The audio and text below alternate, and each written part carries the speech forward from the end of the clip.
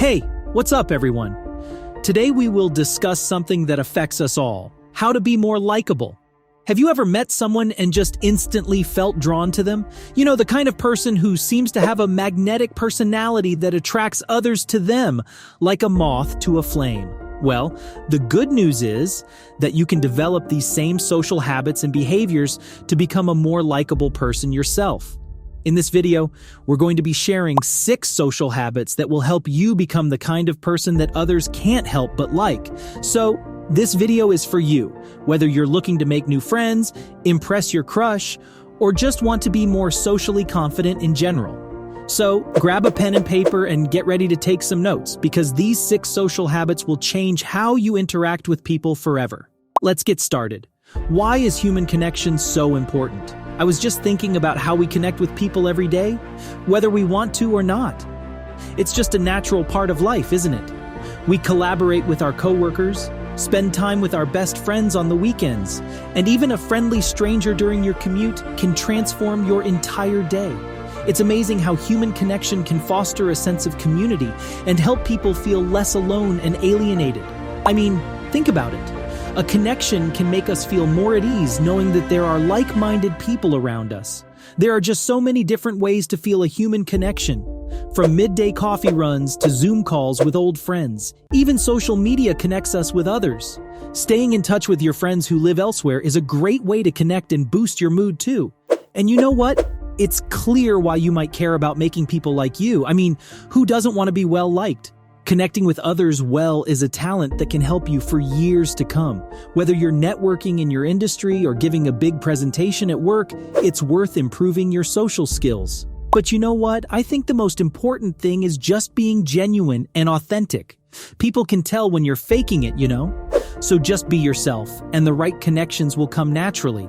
And hey, if you are looking for tips on improving your social skills, don't hesitate to keep watching till the end. How to make people like you.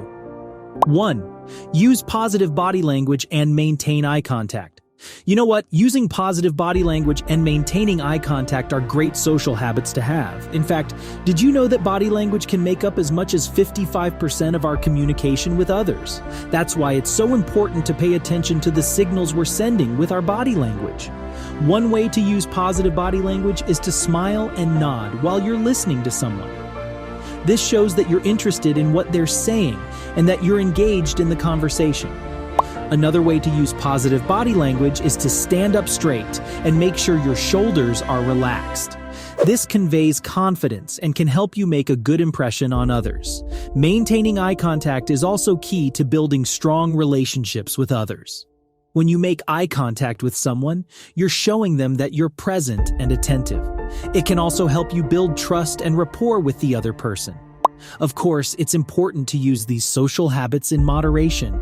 You don't want to come across as too intense or aggressive. Instead, aim for a balance of positive body language and eye contact that feels natural and comfortable for you. 2. Show interest in someone's passions and hobbies by asking questions. I couldn't agree more with the statement that one of the best social habits that will make people like you instantly is showing interest in someone's passions and hobbies by asking questions. It's a fantastic way to build rapport and make connections with others. When you ask someone about their interests, you're showing that you care about them as a person and that you're interested in learning more about what makes them tick. When you're asking questions, it's important to be genuine and interested. Don't just ask questions for the sake of asking questions. Really listen to what the other person is saying and ask follow-up questions to show that you're engaged in the conversation. For example, let's say you're talking to someone who's really into hiking. You might start by asking them what their favorite hiking spot is. They might say something like, "Oh, I love hiking in the mountains near my house." Instead of just moving on to the next question, you could ask, "What makes that spot so special to you?" This shows that you're not just asking surface-level questions, but that you're genuinely interested in their response. Another key to being conversational is to share your own experiences. This helps to build a connection and shows that you're not just asking questions to be polite, but that you're willing to share a bit about yourself as well. For example, you might say, "I've never been hiking in the mountains before, but I've always wanted to try it. Do you have any advice for a beginner like me?" This shows that you're open to learning and that you're willing to be vulnerable by admitting that you're new to something. 3. When someone is interrupted, kindly ask them to continue with their story. Hey there, I hope you're doing well. I couldn't agree more with the statement that one of the best social habits you can have is to let someone finish their story when they're interrupted. It's such a simple gesture, but it can greatly impact how people perceive you. I think this is especially important in today's fast-paced world where it's easy to get distracted and lose track of what people are saying. When you take the time to really listen to someone and show that you care about what they're saying, it can make a big difference in the quality of your interactions. Of course, there are times when it's not possible to let someone finish their story right away. Maybe you're in a meeting or you're on a tight schedule.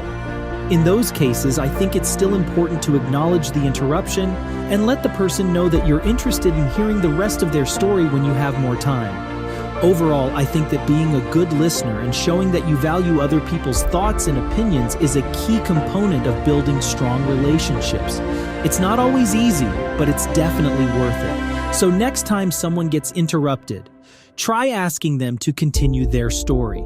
You might be surprised at just how much it can improve your interactions with others. 4.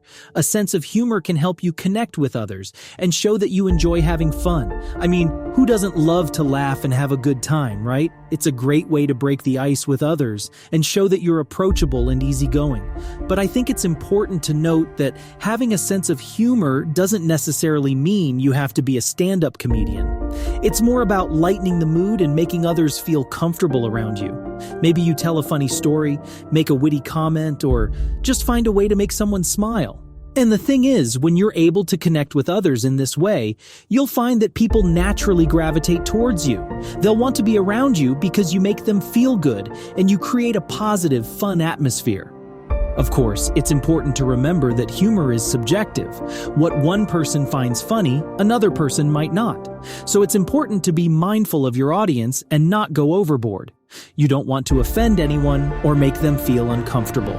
It's a powerful tool that can help you build relationships, make new friends, and just have a good time. 5. Make an effort to remember and pronounce people's names correctly. Remembering and pronouncing people's names correctly is one of the best social habits out there.